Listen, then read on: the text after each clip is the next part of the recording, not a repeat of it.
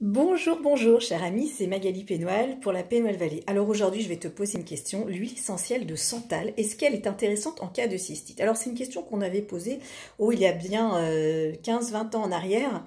Et en fait, il y avait un débat. Alors d'un côté, on avait les Anglais qui nous disaient très intéressant, puisque on constate que les femmes qui ont une cystite, quand elles utilisent l'huile essentielle de santal, eh bien, leur cystite disparaît très rapidement. Donc, les Anglais étaient plutôt en faveur de l'huile essentielle de santal en cas de cystite. Et puis, d'un autre côté, on a les Français qui se sont dit, écoutez, nous, on n'a pas une expérience de terrain, ce qu'on appelle l'expérience clinique directe, donc on va faire des aromatogrammes.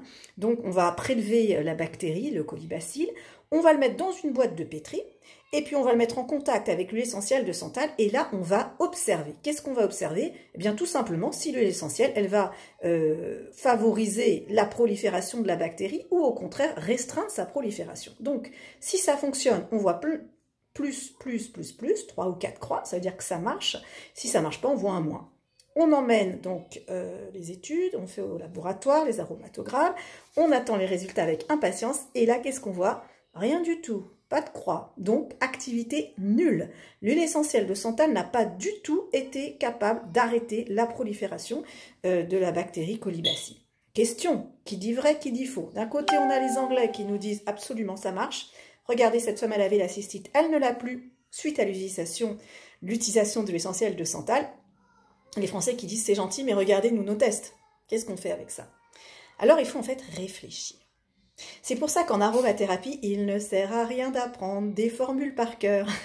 Il faut en fait réfléchir. D'abord réfléchir 80% du temps, et la formule, ça vient à la fin. En fait, ce qui se passe, c'est que les bactéries, notamment les colibacilles, ce sont des êtres vivants. La vessie également, c'est une muqueuse qui est vivante. Donc, qu'est-ce qui va se passer? Les bactéries, en fait, elles vont s'assembler ensemble. Des milliards de bactéries qui vont s'assembler ensemble, et elles vont créer une protection. Elles n'ont pas envie d'être détruites, elles ont envie de vivre. Donc, elles vont créer ce petit biofilm. Et ce biofilm, eh bien, l'huile essentielle, effectivement, les huiles essentielles ne vont pas pouvoir atteindre ces bactéries. Donc, l'idée, ce n'est pas tant qu'il faut détruire la bactérie, donc de chercher l'action antibactérienne, mais c'est de trouver l'huile essentielle qui va pouvoir, en fait, éliminer ce biofilm. Donc on peut supposer en réalité que le santal, il parvient à dissocier les bactéries entre elles, et donc ça permet bien de les faire glisser et de s'en débarrasser. Alors est-ce que l'huile essentielle de santal, elle a une action bactéricide? Elle va tuer ces bactéries? A priori non. Mais c'est pas ça qu'on recherche, parce que la bactérie, nous, on n'est pas une grosse bactérie sur une boîte de pétri, on est un être vivant, c'est un écosystème tout ça, on vit. Eh bien, ce qui est intéressant, c'est que cette huile essentielle, elle est capable de dissocier ces bactéries. Et une fois que les bactéries sont dissociées, eh bien c'est beaucoup plus facile de les atteindre. Donc c'est vraiment magique. Et ce que j'adore dans le monde des huiles essentielles, on va dire même dans le monde de la vie en général, la vie est construite selon cette intelligence.